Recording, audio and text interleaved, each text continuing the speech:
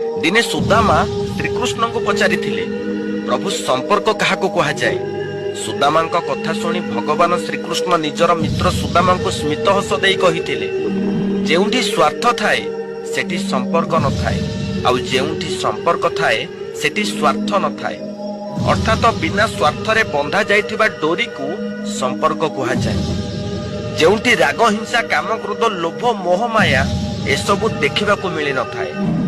धन हेबा परे जो मनीष संपर्क भूली जाए से माने केबे भी शांति रे रही पारंती नाही।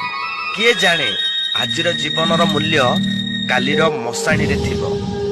आजिर धनी कालीर भिकारी हेबा पाई बेसी समय लागिबनी। कालीर भिकारी आजिर धनी हेबा पाई बेसी समय भी लागिबनी। ए जीवन रे छंद कपट करिकी केते दिन आमे बंचिबा। जहा आनीचे ताहा ए मर्त्यपुर रे फकीबा। जहा नेकी जीवा ता भगवान को पुरे आनंद रे भोगिबा।